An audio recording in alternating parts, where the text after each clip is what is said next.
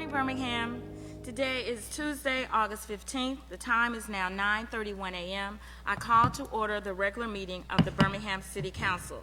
Today's invocation will be led by Reverend Dr. John Baldwin II, Senior Pastor, New Beginnings United Methodist Church, and our Pledge of Allegiance will be led by Councilor Carol Clark. If you're willing and able, please stand and join us.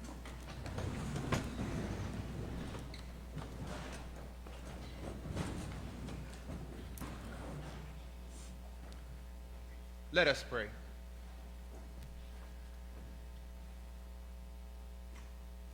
God, we breathe deeply now, that we may sink again into the depth of your presence, to sense again, God, the sovereignty of your existence in our lives. We ask, oh God, that as we stand in this place and seek to take on the mantle of leadership in our city, that you, God, would pour out your spirit of wisdom and grace upon each and every one of us. God, remind us that while we have the responsibilities of leading in our particular communities, that you are the God who reigns over the just and the unjust. God, we pray that you would allow us to be imbibed with the spirit of wisdom so that we may serve well, protecting and providing for those who are the least, the lost, the most vulnerable among us. God, we pray that you would pour out a spirit of innovation so that we might be able, God, to empower our people with the resources and strategies they need to live a better quality of life. And God, as we turn to you, honoring you as our great and sovereign God, we pray that you would pour out a spirit of civility across our city so that by the power of your presence, we can pull back the tentacles of hatred, fear, malice, crime, the divisions, God, that come to masticate our holistic identity as your people. God, we pray these blessings upon the council and the leadership of this city today, asking that you would get the glory out of all that we do. It's to the glory and honor of your Son, Jesus' name we pray. Amen. Amen. Allegiance to the flag of the United States of America and to the republic for which it stands, one nation, under God, indivisible, with liberty and justice for all. Thank you very much, Reverend Baldwin, for that prayer. We appreciate you. And thank you, Councilor Clark. Good morning, Mr. Clerk. If you would lead us in the roll call. Councilmember Abbott. Councilmember Clark. Councilmember Moore. Councilmember O'Quinn. Councilmember Tate. Councilmember Williams. Good morning. Councilmember Woods. Council President Pro Tem Smitherman. Good morning. Good morning. Council President Alexander. Present. Good morning. At this time, councilors, the minutes are not ready for May 2nd, 2023 through August 8th, 2023. Good morning, Mr. Mayor. Good morning, Madam President. Good morning. Good morning, Council. Are those for you? No. All right, understand. Good morning to the public as well. I want to talk to you all about ACE, which is the Academy of Civic Engagement. Birmingham residents wanting to get a deeper understanding of how city government works are invited to join the next cohort of Academy of Civic Engagement. The deadline to apply is Tuesday, September 5th. Again, that deadline to apply is Tuesday, September 5th. Participants must be 16 years of age or older and a resident of the city of Birmingham. Sessions begin on Thursday, September 7th at 5:30 p.m. at the Bowell Auditorium located here, 1930 Richard Reverend Abraham Woods Jr. Boulevard. I gotta get my boulevard right this happened. To get details and to enroll, please go to birminghamal.gov/ACE. Again, that's birminghamal.gov/ACE. Another application that is open that we want to share with the community is the Women's Initiative. Applications for the women's initiatives are now open. The City of Birmingham is seeking women to be a part of its women's initiative.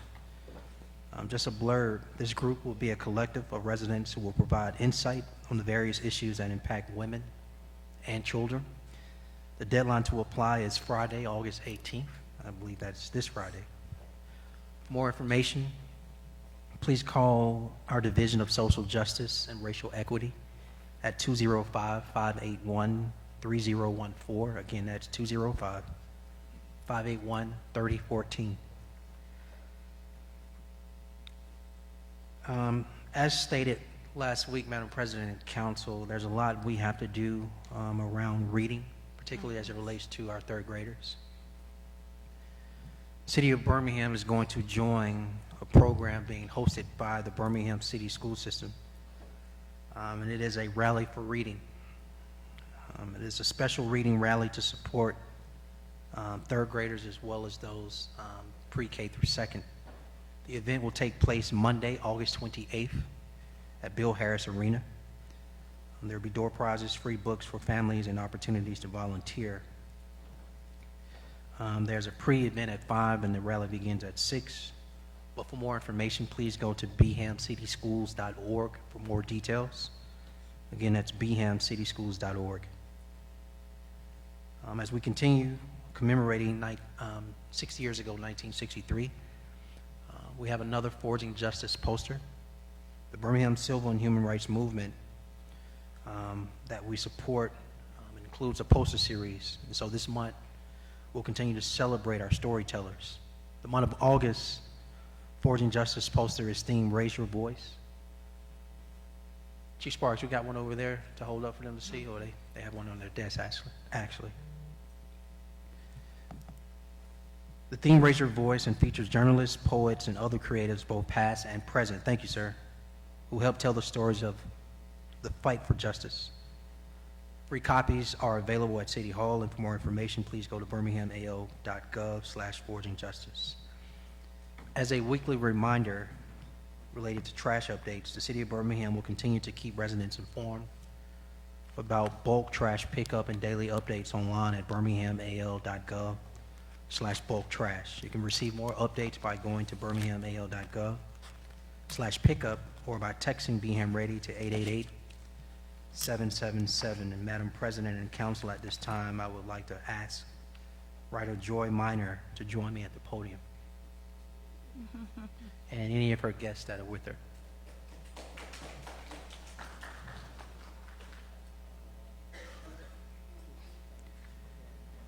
As Ms. Minor comes, Madam President and Council, I have a proclamation that I want to read in part. But before I do that, I want to talk a little bit about this young lady. Joy is a local writer. She's received a lot of national acclaim for her exceptional creativity and speed in penning books. She was named America's next great author in an upcoming reality TV show. And so we want to take the time, Council, today to pause and celebrate Joy with a special proclamation and shower her with the love and expressing how proud we are for her hard work and being nationally recognized and her creativity. And it states, whereas the City of Birmingham takes immense pride in celebrating the accomplishments of talented and dedicated individuals. And whereas the City of Birmingham recognizes the exceptional achievements of one of our own, Joy Minor, an esteemed writer and resident of Birmingham, for her remarkable triumph in the esteemed contest, America's Next Great Author. And whereas through her storytelling and mastery of the written word, Joy Minor has captivated readers, instilling in them a profound appreciation for the art of narrative and the power of imagination. She's been a staple in the city as a published author and motivational speaker for 20 years. So clearly she started when she was 2. And over 50 novels published. Now, therefore, I, Randall L. Woodfin, Mayor of the City of Birmingham, along with the Birmingham City Council, do hereby issue this proclamation congratulating Joy Minor for her outstanding achievement in winning the illustrious contest, America's Next Great Author. And I would like to encourage all residents of Birmingham to join us in celebrating Joy Minor's success, recognizing her as a beacon of inspiration and creativity. Madam President and Council, Ms. Minor.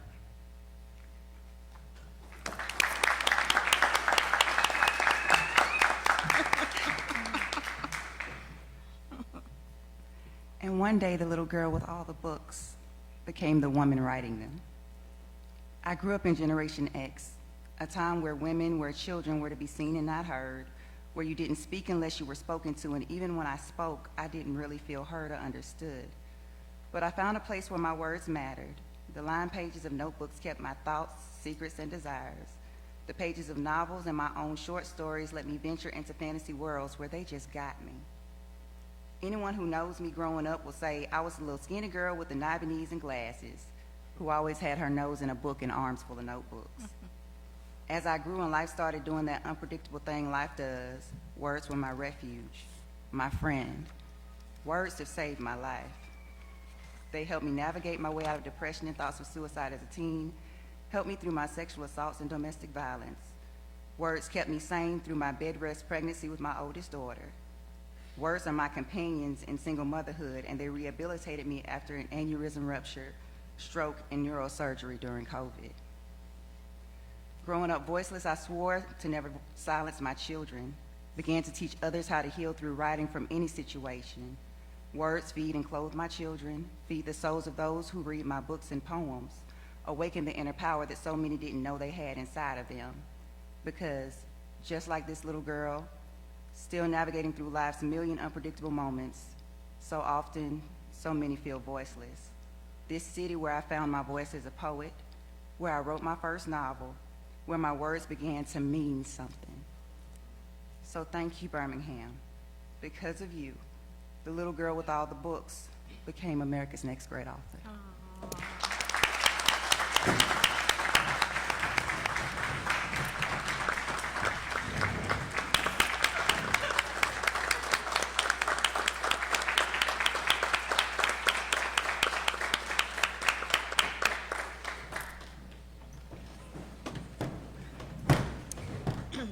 Well, Joy, we are so excited for you and grateful to you to put your message and your life and just living in Birmingham in words. So we're just so honored to have you here today.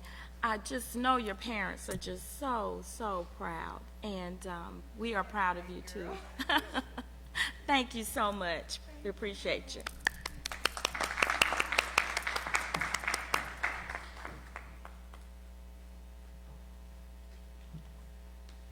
Madam President and Council, that concludes the mayor's report. Thank you so much. Thank you. Maybe I'll find out about the balloons later. We're still waiting. We'll see. Okay. Thank you. At this time, Mr. Clerk, if you will call the items that are considered for consent. Thank you. Ma'am, consent agenda starts on page 2 with items 2, 3, 4, and 5. Page 3 will have items 6 and 7 on consent. Page 17, we have items 8, 9, and 10 on consent. Page 18, we have items 11, 12, and 13 on consent. Page 19, we have items 14, 15, and 16 on consent. Page 20, we have items 17, 18, 19, and 20 on consent. Page 21, we have items 21, 22, and 23 on consent. Page 22, we have items 24, 25, 26, and 27 on consent. Page 23, we have items 28, 29, 30, 31, and 32 on consent. On page 33, we have, page 24, we have items 33, 34, 35, 36, and 37 on consent. And on page 25, we have items 38, 39, 40, and 41 on consent, and you should have the addendum items in front of you. 1, 2, looks like we got 4. Yes. Thank you very much. Councilors, at this time, are there any items that you'd like to have removed? Or the one, we can't add one, but, well, we do. We have the 4 addenda items. Do we have any items you want to remove or add to consent? Councilor Moore. Thank you, Madam President. I wanted to remove item 17. All right, thank you. Item 17 has been requested to be removed from consent. Any other items, councilors? Councilor Pro Tem? If there aren't any objections, can we add items 42, 43, 44, and 45?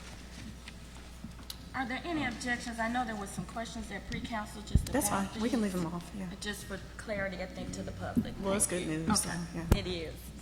Yes, Councilor Clark? Thank you, Madam President. I'm sorry I didn't make pre-council. I That's have okay. a quick question about 36. It's for Shield School, the flooring. Will we also be getting that tree out that's growing out of the roof? Madam It's President, kind of embarrassing. Yes, Chief? my first time hearing about the tree, we'll investigate it, but yeah, this is just for the carpet right now. We'll have somebody look at the tree. Okay, please look at the tree. All right. Okay. It's a couple of trees. It's a couple of trees.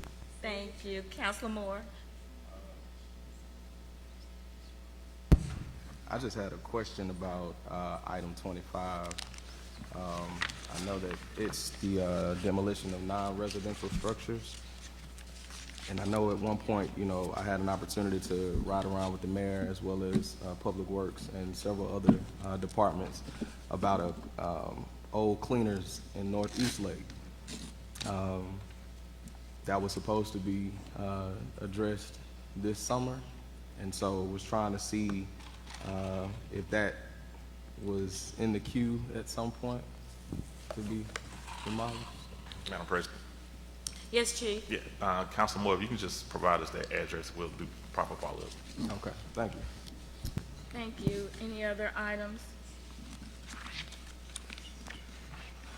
All items designated as consent are routine and non-controversial and will be approved by one motion.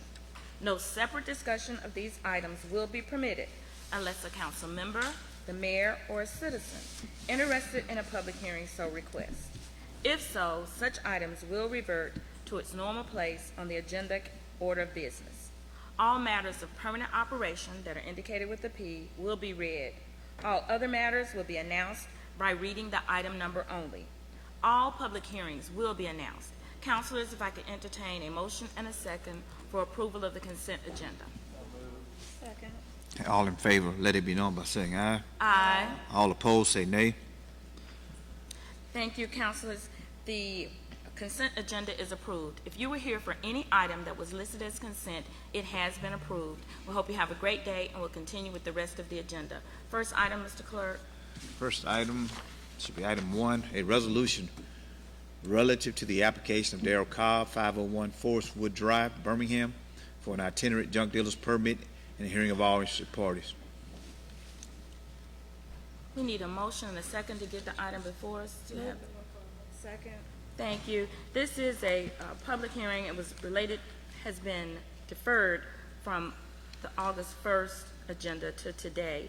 Councilor Tate, I'll give you the floor to hold this hearing. Thank you. Yes, ma'am. Thank you, Madam President. I see Detective Langford is here to speak about item 1.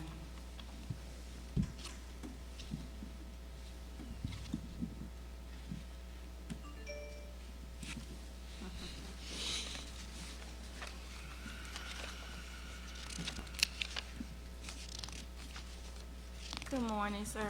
Hey, good morning, everybody. Good morning, council, mayor, everyone. Item 1, what we got with item 1? Item 1 is a resolution relative to the application of Darrell Carr, 501 Forest Drive, for the junk dealer's permit of all interested party. Had to go to you guys to approve it. Oh, yes, okay. Yes, Detective Pitt, he did all of the diligence on that and did the Officer investigation. Langford, Officer Langford, hold on one second. Madam I'm President, Yes. we'll bring up Sergeant Knight. He can speak better to this item. All right. Thank you, Chief. Okay, then, great. Sorry, Knight.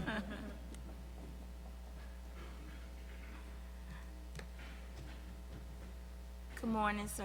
Good morning. How's everybody doing this morning? Good. Good morning. Yes, his application was vetted and approved in the public safety meeting. Pitts gave a verbal approval on it. I believe Councilman Williams, you came in late. You didn't get that part of the meeting. So it's been approved on our end. It's already been approved. It's been vetted, so he's legitimate. Yeah. I think you came in late on that meeting after Pitts had gave the verbal approval on it. He didn't have any discrepancies on the application. I think you came in late, if I can believe. I think about 2 meetings ago, you came in late. I think you missed that part where Pitts had spoke already. The issue wasn't me being late. The issue was the clerk reported the police chief had no recommendation for the item. Oh, okay, well, Yeah, so yeah, that was the we approved it, and I think he didn't furnish a letter this time with a letter. Normally he signs a letter saying everything's good. He gave the verbal approval on the application, so, I mean, it's legitimate. We didn't find any discrepancies on it.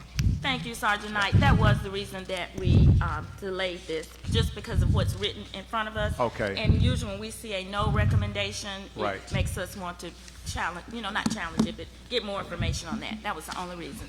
So And I we're want to clearing that up. clear up something. I didn't call you out, Councilman, being late, but you came in, it had already started. I just wanted to make, I wasn't trying to call you out on that, as far as being late. And Pitts is in the hospital. He's in the hospital right now. That's why he's not here this morning. He's in the hospital, so Thank you, I want to Sergeant. clear that up, though, okay? Thank you. We appreciate it. Okay. Counselor Tate, any other Thank you, questions? Sergeant Knight and Detective Langford for the clarification on the item. So, you guys good? Any questions, counselors? All right. Thank you. We'll be ready for the vote. Okay. All in favor, let it be known by saying aye. Aye. All opposed, say nay. Thank you. Item number 1 passes. Next item.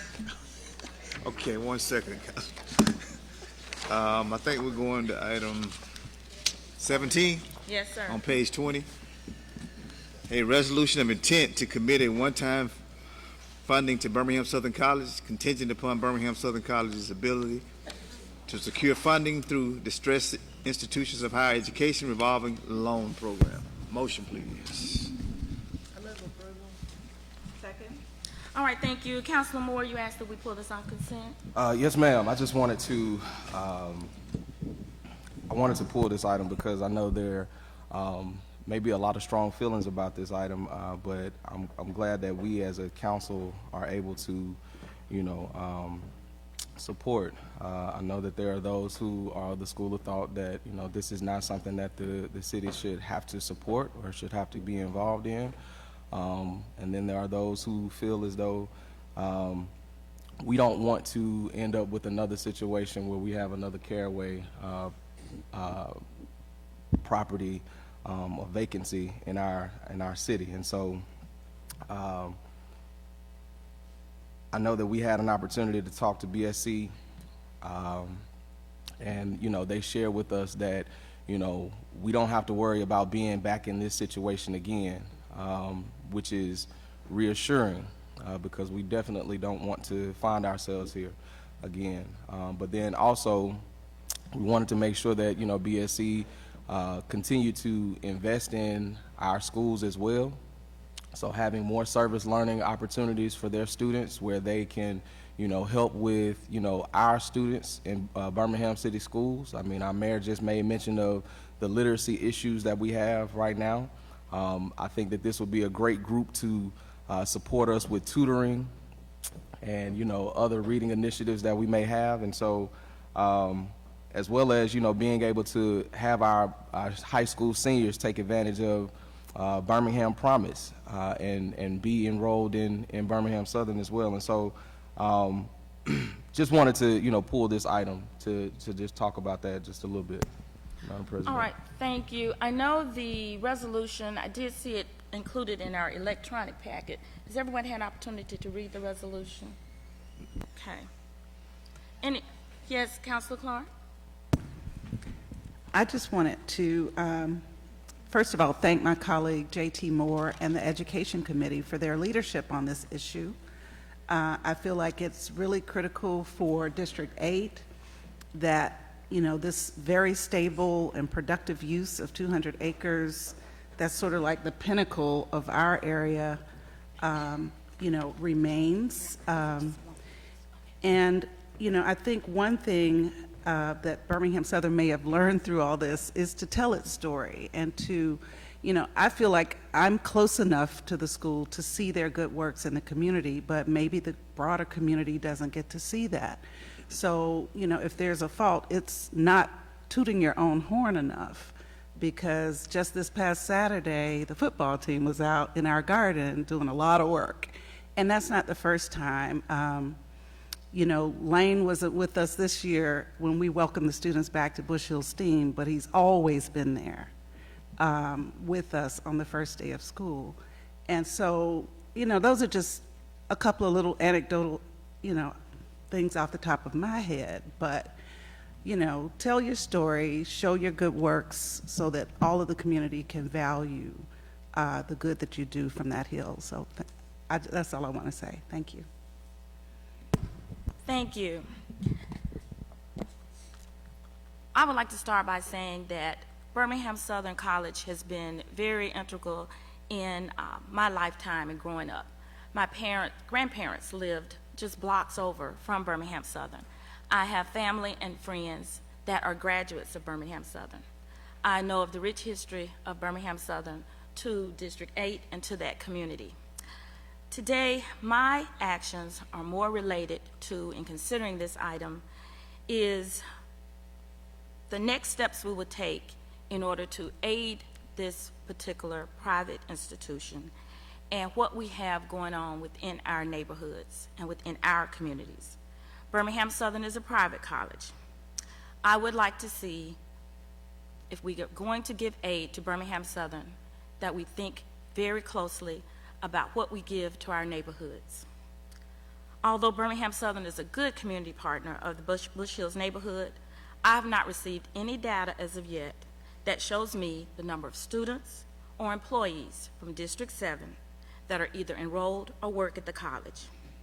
If the next step is to provide Birmingham Southern an amount between $2.5 to $5 million, we are taking away nearly $600,000 from each of our council districts. When I ride through District 7, it is very, very troubling to me to see how my neighborhoods look and the blight that we see in my neighborhoods. If we consider this money, I would like for us councilors to truly consider what we give to our neighborhoods when it comes to road improvements, when it comes to blight, when it comes to weed abatement. I have a neighborhood, West Brownsville, that is under blight. There are few streets in that neighborhood. They're all blighted. They're all grown up with grass and weeds. We've gone through the past year of where our priorities have been when it comes to weed abatements. It has been to public right-of-ways, our public lots, and our parks. So if you have the misfortune of living in District 7 and living beside a private lot where those owners have walked away and given the landlord a key, and you're living next to a lot that is terribly overgrown, you have to wait. But today, we have this opportunity again to help Birmingham Southern. I'm not saying we shouldn't help Birmingham Southern. I just want my vote today to reflect that we can, we must, and we need to go back and give that support to our neighborhoods. Now, the U.S. Department of Education reports that Birmingham Southern's tuition and expenses are around $37,000, while the tuition and expenses of Lawson State Community College in District 7 is less than half of that expense to attend a private college. Let's help Lawson State when they need help. At this time, this particular resolution just does not fit into my legislative priorities. If $2.5 or $5 million is available for use, I would ask that we use it towards paving more streets, adding more grocery stores, helping our students overcome challenges posed by the Alabama Literacy Act, and expanding broadband access to our citizens. Last and not least, the equity gap is getting wider in America, and it simply boils down to who has access and the many more ordinary citizens who do not. Again, Mr. Coleman, to the alumni, to the board of Birmingham Southern, my feelings towards this have nothing to do with what you've done for the community and the students that you outpour and the graduates that you outpour into our communities. This is just an ask. If we have this money to consider, let's also go back and let's consider our neighborhoods. If there are no other comments, I'll go ahead and call for the vote. All in favor, let it be known by saying aye. Aye. All opposed, say nay. Who was the nay? I'm sorry. Nay. Okay. Thank you. That item passes. Next item. Should be addendum items. Should be item 14, should be next. 42, a resolution authorizing the mayor to apply for, submit, execute. Mr. Clerk, all of these are the same, 42, 43, 44, and 45. So, councilors, we would consider, do you want to go one by one, or they're all grouped together? So if you could read them together. Okay. Thank you. No problem. A resolution authorizing the mayor to apply for, submit, execute, to take in all actions as appropriate and necessary in accordance with the terms of the grant submission requirements on behalf of the city of Birmingham regarding a grant application to U.S. Army Corps of Engineers pilot program for water resource projects for small or disadvantaged communities. The application seeks an estimated $1,500,000 in federal grants to assist the city in the final design and construction of a proposed community mitigation project around 19th Street South, Birmingham, Alabama, in the South Side community. The project does not require local match. The funding is 100% covered. Item 43, a resolution authorizing the mayor to apply for, submit, execute to, and take in any and all actions as appropriate and necessary in accordance with the terms of the grant submissions requirements on behalf of the city of Birmingham regarding a grant to the U.S. Army Corps of Engineers pilot program for water resource projects for small or disadvantaged communities. The application seeks an estimated $3 million in federal grant funds to assist the city in designing and constructing a proposed community mitigation project for Morse Avenue in the North Side community. The project does not require a local match. The funding is 100% covered. A resolution, item 44, a resolution authorizing the mayor to apply for, submit, execute, to take in any and all actions as appropriate and necessary in accordance with the terms of the grant submission grants on behalf of the city of Birmingham regarding a grant application to United States Army Corps of Engineers pilot program for water resource projects for small or disadvantaged communities. The application seeks an estimated $3 million in federal grant funds to assist in the city in designing and constructing a proposed community mitigation project for Avondale neighborhood in the East Birmingham, Redmont, and Woodlawn communities. The project does not require a local match. The funding is 100% covered. And item 45, a resolution authorizing the mayor to apply for, submit, execute to, and take in all actions as appropriate and necessary in accordance with the terms of the grant submission requirements on behalf of Birmingham regarding a grant application to the U.S. Army Corps of Engineers pilot program for water resource projects for small or disadvantaged communities. The application seeks an estimated $500,000 in federal grant funds to assist the city in project scoping, designing a proposed community mitigation project to assist the city by providing project scoping and design to mitigate flooding issues starting at Winona School and extending to the railroad tracks north of Jefferson Avenue and Southwest community. The project does not require local match. The funding is 1% covered. So we need a motion for items 42 through 45. Thank you, councilors.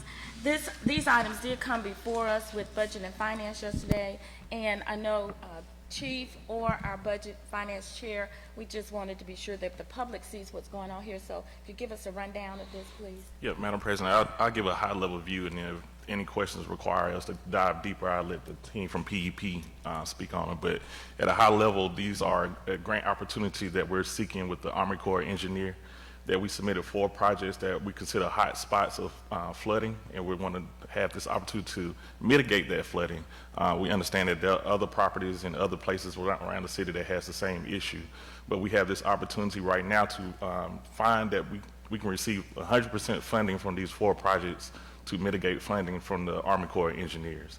So, Council President, if there's some other questions that we need to dive deeper into the 4 projects, we'll yield. Thank you. Councilor Moore?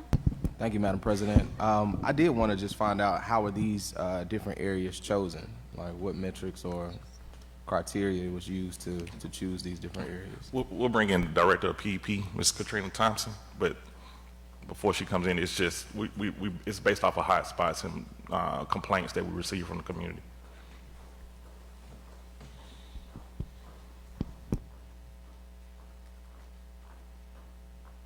Good morning. Good morning, Council. Katrina Thomas. I serve as Director of Department of Planning, Engineering, and Permits, and I'm joined by Kelly Dunn, who serves as our Chief Civil Engineer.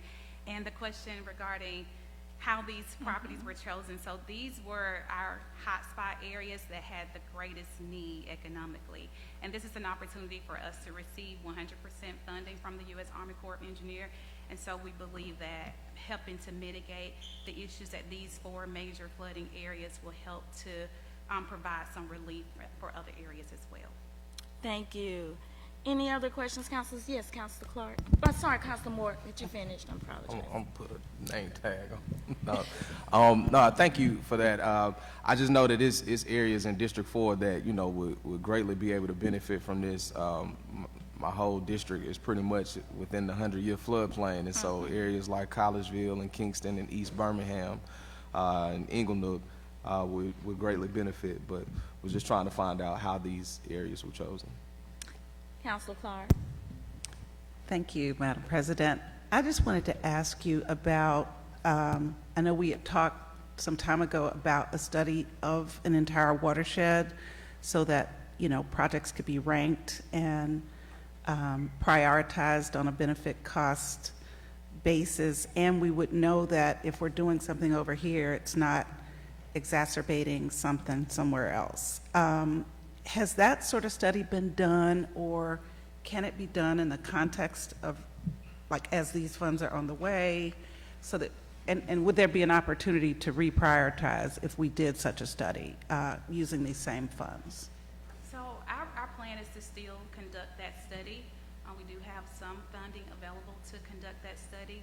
We also are leveraging some funding with our resurfacing project, where that project would allow for us to do some inlet review and get some assessment data that we can still map that would help that overall study.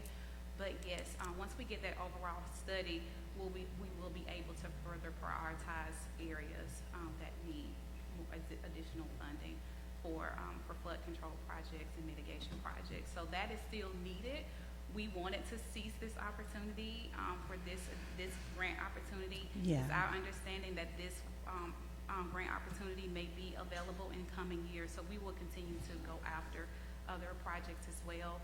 We still do also have the BRIC Technical Assistance Grant, the Building Communities Grant through FEMA, and that's helping us with identifying projects and having those projects be grant ready when those opportunities come up.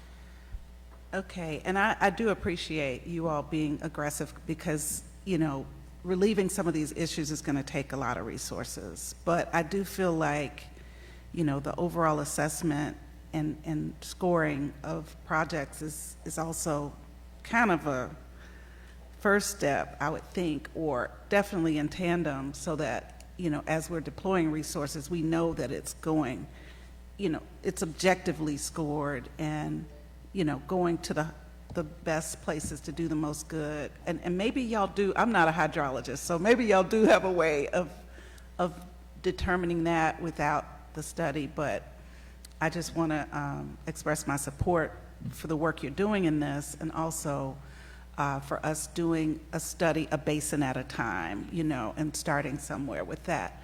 I am curious, though, about the resurfacing. You mentioned coordinating with the resurfacing, because I know that as we continue to pave streets and have this asphalt buildup, a lot of times the storm inlet, you know, the area for water to flow into the storm sewers just decreases. I mean, sometimes it's flush, the asphalt is at the same level as the inlet cover, which is like, okay, how could any paving contractor do that to us, right? But you mentioned coordinating with the resurfacing to do something with inlets. Could you elaborate? Yeah, so not a whole lot of details on it right now, but we are looking at that being an opportunity, as that consultant will be out surveying road segments. Then we will also be able to capture information about our drainage facilities during that time as well. Yeah, because it strikes me that if we could get some milling done, like some extra milling around those inlets to reopen those areas. I mean, I don't know what that would consist of, but that might be a good way to cost effectively deal with some of those inlets where the road has really been built up too high. But anyway, We'll be exploring it. just a thought. Thank you. Thank you. Councilor Williams, do you want to go first? All right. So are we participating in the Jefferson County watershed study? Yes, yes, we have. We're in those conversations now. Okay, and so is that going to yield what we need to go forward without us having to pay for our own study? We're not sure yet, but once we have those details, we can provide that to you. Okay. Because for my colleagues, if y'all are not familiar, Jefferson County is doing a watershed study of the whole county because of all of the different flooding going on throughout the county, and so all the other municipalities are participating. It would make sense that we let the county help pick up some of the tab.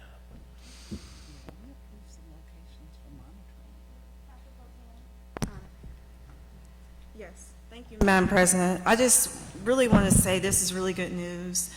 Just emphasize this enough, even though it's not District 6. We really have to think about, we do represent the city as a whole and not just districts. And so I'm very excited about Madam President's district because she has to work with the railroad company. I think they'll help out with a lot of the train issues as well. So I'm really happy to hear this. Kudos, because this is a lot of money. I know you guys mentioned that this was the price tag for these projects. So I just want to thank you for your work that you've done the last few years. I know we asked you at the beginning of the pandemic to kind of get this rolling, so thank you. I guess I have a request, Madam President, just sometime soon, if we can get an update on flooding or a flooding plan, maybe, and we can send in questions so you can be more prepared for us asking for updates, because we do need to kind of give the constituents something to tell them about what's going on with the flooding. As well. So that's my biggest thing. And what are we doing about talking with the state? Because I know Council Williams said the county, but have we been in talks with the state about flooding? Yes, so we do. We have that relationship with the state. They provide us opportunities, grant opportunities as well, so we continue those conversations with them. Okay. And I don't know how mayor's office, y'all can get us information, even if it's just a memo, just so we can just be updated, because otherwise we're kind of left in the dark, and I don't want to assume we're not doing things, and we are, if that's fair.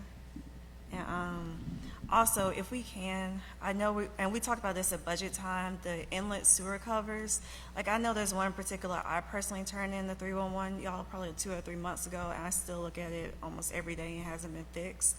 So I guess I'm asking also if you could make that a priority too as we go through the rain season. Okay. Thank you.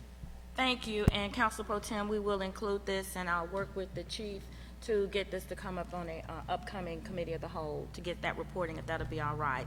The request about where we are with the flooding, just a brief update, be great, okay? But that'll be a few months, not September or October. Thank you. Any other comments? Yes, Councilor Abbott. Well, I just wanted to say how excited I am about stormwater being taken care of in the city of Birmingham. I know that y'all know that I spent 2/3 of my ARPA money on a flooding issue that I'm sure would have been one of these if it hadn't already been taken care of. So I think that this is great. You know, storm water is not glamorous. Nobody gets excited. You can't stand in front of a sewer inlet and cut a ribbon or do anything exciting like that, have your picture made next to the sewer. But, you know, when we all get flooded, it becomes it's like the top priority in your life when you're underwater. You know, it's like at Episcopal Place when the elderly people who lived there were sloshing through the water. And when the Virginia Sanford Theater had 6 feet of water, which drowned their offices and all their costumes and all that stuff. So it becomes very personal when it touches you or things that you care about. So I'm just really excited that we found out about this opportunity, because sometimes these things just, you just find out about them. So I appreciate the efforts of PEP and the administration to go after these funds, because we desperately need them. We have flooding all over the place, and I know you had to select something, and I know when the council president, not this council president, but the past one's car, his BMW was like underwater in Avondale. because of the flooding there, and he was very unhappy. So I'm just excited that we have this opportunity, and I thank y'all for your diligence in keeping your eyes open and going after every single penny that we possibly can get from anyone. I mean, I'll take it from anybody, federal government, county. We'll just, jump on the bandwagon no matter who it is, because we need help with funding, and I appreciate what y'all did or are doing and will continue to do. Thank you, councilors. Any other questions? All right, thank you so much. I believe we're ready for the vote. Okay. All in favor, let it be known by saying aye. Aye. All opposed, say nay. All right, councilors, items 42, 43, 44, and 45 are approved. Councilors, at this time, there is a question regarding one of our items, number 9. Are we prepared to, do you have the information you need for that, Chief Deputy? All right, so item number 9, we would like to bring that back up for reconsideration, and there's a request to add some additional funding to item number 9 on page 17. So I need a motion to reconsider the consent agenda. I move for reconsideration of the consent agenda. Second. And then we will move it without item 9, and then I'll read item 9 by itself. Thank you. Who has the information that needs to be added? I have it. Oh, you have it? Okay, thank you. Sorry. Go ahead, please. So we're going to add it to the consent too as well then, okay. So we're adding Christian K-8 school for renovation, $7,000 from District 1.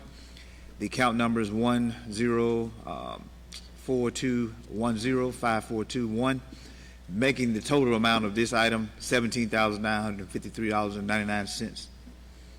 All right, thank you. Councilors, any items that was an additional amount of funding to be added to WJ Christian, $7,000 from District 1 funds?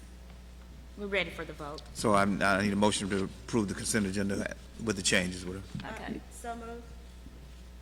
Okay, all in favor, let it be known by saying aye. Aye. All opposed, say nay. All right, thank you. The consent agenda stands approved with that addition. Any other items, Mr. Clerk? No, ma'am. Mr. Speakers. All right, thank you. At this time, councilors will have an opportunity to hear what's going on in your district. And Councilor Woods, are you ready? Good morning. Good morning. Just a few announcements. The Sun Valley Neighborhood Association will meet tonight at 6:30 p.m. That meeting will be at East Pinson Valley Rec Center.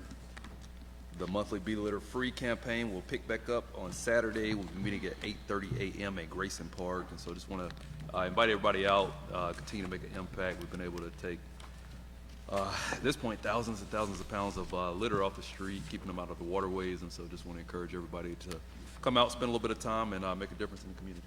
Thank you. Thank you. Councilor Tate?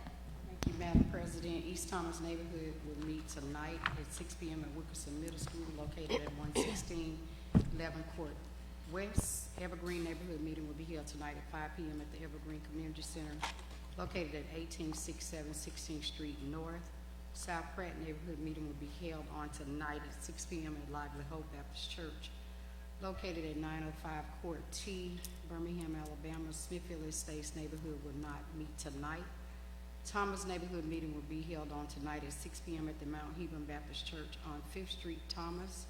Ansley neighborhood will meet on Thursday, August the 17th at 6 p.m. at the Ansley Recreation Center, located at 2800 Avenue K, and that's in Birmingham. Please continue to keep Detective Peace in your prayers for a speedy recovery as he continues to heal. The next public safety meeting will be held on Tuesday, August the 22nd at 1 p.m. in Conference Room D&E. Please submit agenda items through email by Wednesday, August 16, 2023, no later than 12 noon to patrice.collins@birminghamal.gov and to gregory.stanley@birminghamal.gov. If you have questions or concerns, feel free to call the office at 254-2302 and 2096. That concludes my announcements, Madam President. Thank you, Councilor Tate. You were pretty in pink last week. Now you're pretty in green today, so thank you. All right, Councilor Williams, you look good in the blue too. Economic development will be today at 11:30 in conference rooms D&E. If any of y'all would like to join and have extra time, feel free. That's all. Thank you very much. Councilor Abbott? Thank you, Madam President. The next Planning and Zoning Committee meeting is scheduled for Wednesday, August 23rd at 3:30 in conference rooms D&E. We have one opening on the Birmingham Planning Commission, and if anyone is interested in that position, you do need to be a citizen who lives in Birmingham and a registered voter here. So if you'd like to apply for that position, please send your resume to valerie.abbott@birminghamal.gov. The deadline for submissions will be Friday, September 1st. So it sounds like you have plenty of time, but you don't. So go ahead and send it in quickly. Neighborhood Association meetings tonight, we have the 5 Points South Neighborhood Meeting in the Social Hall at Highlands United Methodist Church in 5 Points South. If you have any concerns or issues, any of those sewer covers falling in the holes, use the My BHAM 311 app that you have downloaded to your phone so that you can take a picture of it, and that will make it easy for the people to find it who are going to replace that sewer cover. I have heard a rumor that the UAB designed sewer covers are a reality, that it is not just a rumor we heard, and that we're going to hear something sometime soon. So we'll see if that turns out to be accurate. But it would be nice to get sewer covers that didn't break every time somebody drove their pickup truck over one. So that's good. You can download from the App Store or the Play Store, I think, with Android phones. So everybody download that app and get to click in those pictures and turning that stuff in. And we ask that all residents of District 3 please continue to visit our website for real-time updates and all the extraneous information that we can't say in our little 3 minutes here at the end of the meeting. Go to www.bhamdistrict3.com. Thank you, Madam President. Thank you so much. Councilor Moore? Yes, ma'am. Thank you, Madam President. We have the Housing Policy Committee meeting today at 3:30 in conference room D&E. We have the South Woodlawn Neighborhood Association meeting that's taking place tomorrow at 6 p.m. at the Woodlawn Library, as well as the Panos Vista Neighborhood Association meeting taking place this Thursday, August 17th at 6:30 p.m. This Saturday, we will also have Mitchell's Place. They're having a Dragon Boat Festival at East Lake Park from 8 a.m. to 3 p.m. That sounds fun. We also want to, send some congratulations to firefighter Jamal Jones from Fire Station number 9. Number 1, he has been released from the hospital and is healing at home. So kudos for that. But he's also been promoted to the rank of sergeant. So congratulations to him during this time. And then last but not least, wanted to send thoughts and prayers out to the family of Caleb Dylan White. Caleb was a 17-year-old senior at Pinson Valley High School, well known for his athletic abilities on the basketball court, that had some complications recently and passed away. And so just want to send our prayers to his family during this time. So that concludes my announcement. Thank you, Councilor Moore. Councilor Clark? Thank you, Madam President. Just a few announcements from District 8. The Graymont neighborhood is meeting tomorrow, Wednesday afternoon at 4:30 at the Smithfield Library. The Western Area Framework is meeting. This implementation meeting is this Thursday at 6 p.m. in the West Precinct Community Room. And this is the 5 Points West community, the West End community, and the Smithfield community meeting all together, again, about implementation of the Western Area Framework Plan. And we're really excited that there's a Choice Neighborhood grant in that Western Area Framework Plan area. Applications for the 2024-2025 City of Birmingham Poet Laureate are open. If you'd like to learn more about that and make an application, where's Joy Oliver? Anyway, please go to createbirmingham.org. RPG, which is the organization leading the community engagement efforts and the pre-development efforts for the city's proposed new Family Fun Center at the Crossplex. They're hosting a book bag giveaway with school supplies along with sack lunches for school-aged kids in the Crossplex parking lot. That's going to happen on August 26th. The event will last for 2 hours, but you need to register and go to their website for for and that site is www.rpgfreebookbags.com. Also, the City of Birmingham Human Resources is hosting an agility test for those applying for general laborer and refuse collector positions. If you're interested, you can apply and show up at Legion Field Gate F on Friday, September 22nd at 9 a.m. Each Thursday, we do a 1.25 mile loop around the Crossplex. We meet at the Starbucks at 5 Points West at about 8 a.m. Every Thursday morning. We follow the shade trees these days. Also, the Crossplex at 5 Points West is celebrating 5 years with a community celebration August 19th from 11 to 2. And on this Saturday, August 19th, we're cleaning up with our partners from the Black Warrior Riverkeeper and the Birmingham Municipal Court and GASP and Renew Birmingham. So we'll have a lot of partners out at Inslee Highlands this Saturday for a cleanup starting at 8:30. We're going to clean up from 9 to 11, but come out a little earlier than that to register. Also, I noticed, in conclusion, I noticed that Gerald Watkins, who is president of the Friends of Rickwood Field, is in the audience, and I have permission to invite him up to say a few words if you'd like to say hello. Lots of exciting things. And this group, they are like the stewards of Rickwood Field. They do a lot of, hosting of events, and also just keeping it sound and ready for the public to enter. So thank you for that.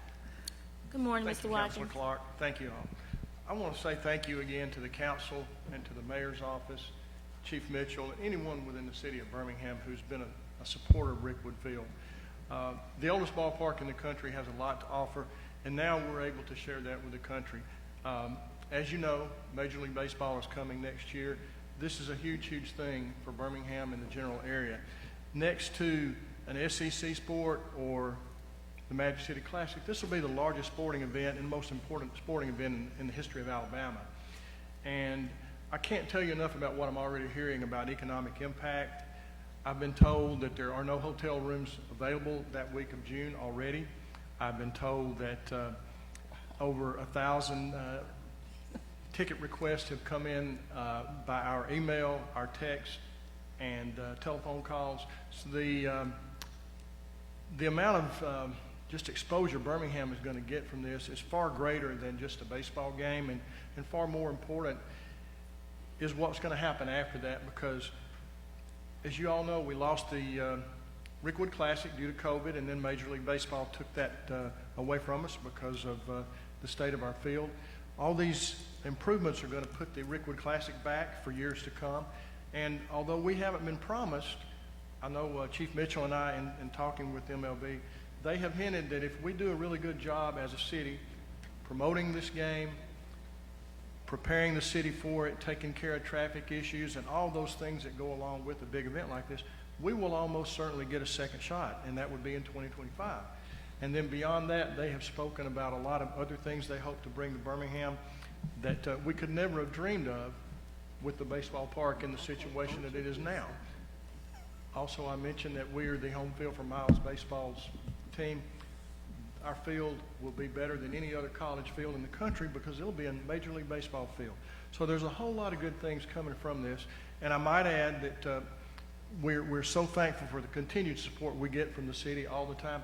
We have reached out to the corporate community, and so far we have commitments for $500,000 to help with the improvements that we need to make to Rickwood Field. And we're continuing those efforts. So I would just tell you that my heart is just overjoyed with what's happening with Rickwood Field, thanks to all of you. And I invite you all to come out to any event that we have. And if you have any questions for me at any time, you can get a hold of me. I'd love to have you come and visit. I'd love to have you come to our Home Run Derby on October 15th, which will be an event featuring 4 former MLB players and 2 local college kids. And it's going to be a really, really big time. It'll be the last public event we have before we shut down for all the improvements. So, again, thank you from the bottom of my heart for all that you've done and continue to do for Rickwood Field. Y'all have any questions? Thank you. Thank you. Thank you. Thank you, Councilor Clark. Madam Thank you, President, Ms. that concludes my report. Thank you. Councilor Pro Tem. Thank you, Madam President. As far as neighborhood meetings, we have the 5 Point South neighborhood meeting tonight at 6. The next Budget and Finance meeting is Monday, August 28th at 3:30 p.m. Submissions are due August 23rd. The next PIC meeting is Tuesday, September 5th at 2 p.m. Submissions are due August 30th. This past weekend, we had about 4 good events in District 6. I partnered with Coach L with step-by-step training. We had our Steppers Fun Fest this past Friday at April 1, and that was really good. Free games, free food, basketball tournaments between the youth and the police department, so that was a great event. And then with the Sheriff Petway, and thank you, Councilor Woods as well, he had his last 3-on-3 basketball tournament. It was the championship round this past Saturday morning at Railroad Park, and I was a sponsor and partner. And so we had a lot of good young men, young boys, ages middle school to 28 years old, so that was a really good event as well. And then we had our last District 6 Farmers Market this past Saturday. That was very successful. And then on Sunday, Ramsey finally reopened their gym, the one that was that got struck by lightning, or basically a fire happened and then burned down the gym, but they were able to reopen it, so I'm happy for the students. And then, as always, visit our website, www.d6bham.com. Thank you, Madam President.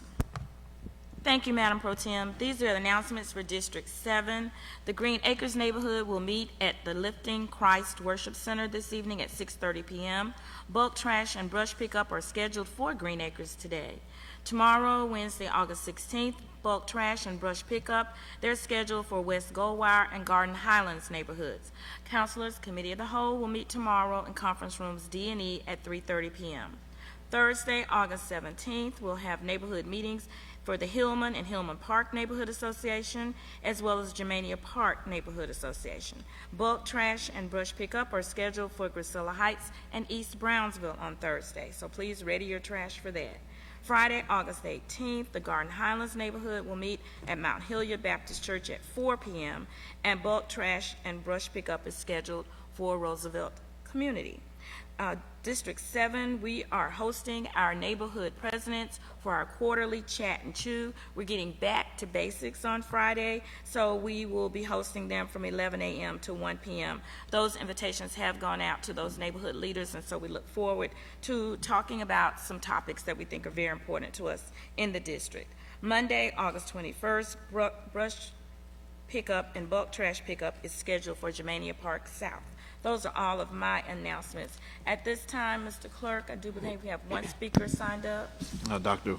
Waits.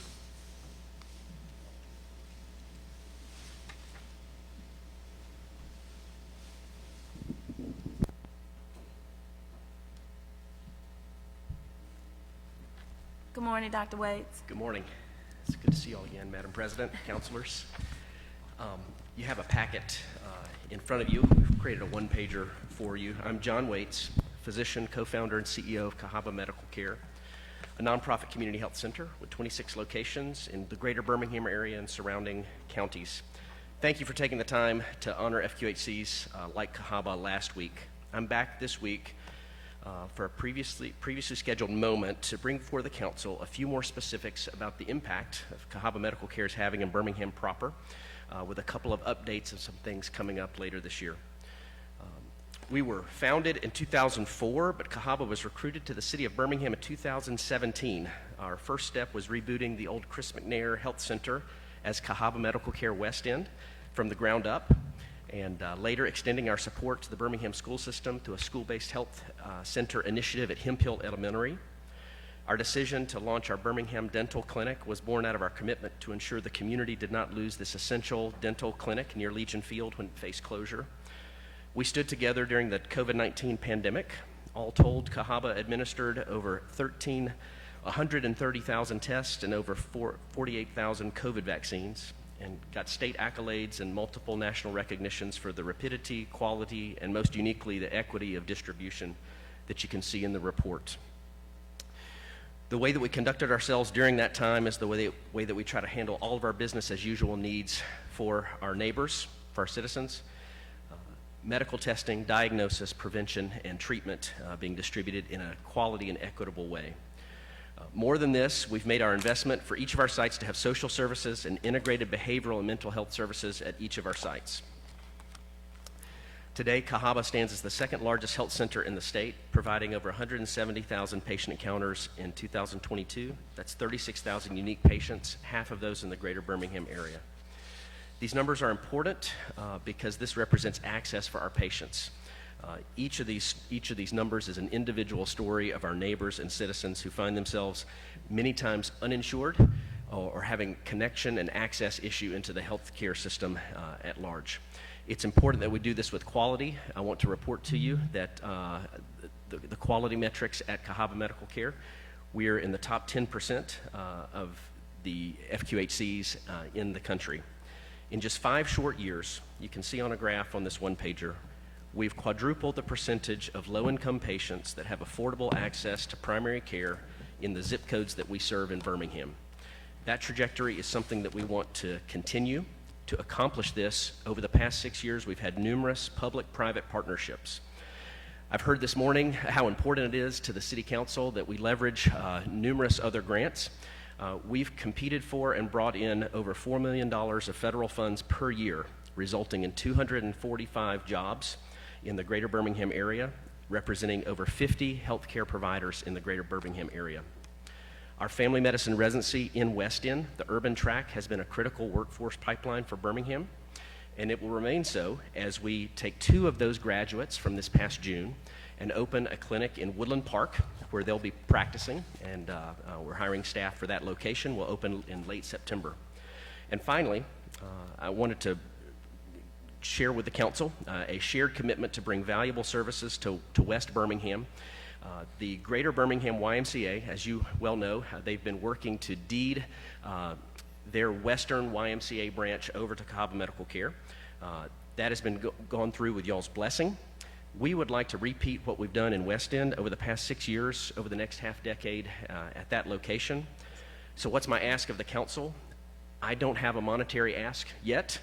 Today, I simply wanted to highlight the work that this growing team of medical and behavioral health providers do each day to assist in changing the healthcare landscape in Birmingham. We have a lot of public and private partnerships to create. We have federal grants to go after to get this started, but I wanted to let you know about this location. I wanted you to keep our team in mind. I wanted to show you the great work that they are doing, and hopefully be invited back to give more of a report when our team does our due diligence of what that property is going to need and what the impact it could have in that area. So thank you so much for letting me come and present a report of the last half decade of work that we've done together in the greater Birmingham area. Thank you for your time. Thank you so much, Dr. Waits, and we will take this information that you shared with us. Thank you for bringing this information to us. I know, Councilor Pro Tem, you talked about West End, so go for it, Councilor. No, thank you. I just want to tell you thank you for all that you have done for the Western area. A lot of times people will call maybe our firefighters or maybe go to the ER for a simple primary physician. appointment, and so I've taken a tour of the facility, and people can actually get their medications there, which I think is very helpful. Just any type of service, cancer treatment. They were on the COVID testing areas and maybe COVID vaccines as well. And then I've just seen the impact you all have just done for that area. You do community service at Hemp Hill, like what you were saying, and you guys are very active, and your employees live in West End. And I think that really matters because you really invest in somewhere where you live, work, and play, as Madam President likes to say. And so I'm really excited about you all expanding to Woodland Park, especially with that being the elderly community over there. I think that's very needed right then, and then the collaboration with Princeton Hospital and then UAB. So, you know, whatever support that you need from me, you have it. And so I just want to say thank you so much for, and what you do in Fairfield too, because I know what you do in Fairfield, because I know, for example, Fairfield doesn't, the ambulance or something doesn't go to Fairfield, and so you guys actually have to transport your patients there. And so I think going above and beyond like that says a lot about you all. So thank you. Thank you, Madam Pro Tem, and thank you again, Dr. Wade. That concludes our speakers list. All right, thank you. At this time, we do want to thank our officers on duty, Cedric Pinkert, Kiana Suttles, and Clyde Coleman. Thank you so much for your service today. Appreciate you. At this time, we'll entertain that motion. Second. All in favor, let it be known by saying aye. Aye. All opposed? And we do have a video that's going to play at the end. If you all will just be mindful of it. It chronicles some of the work that went on by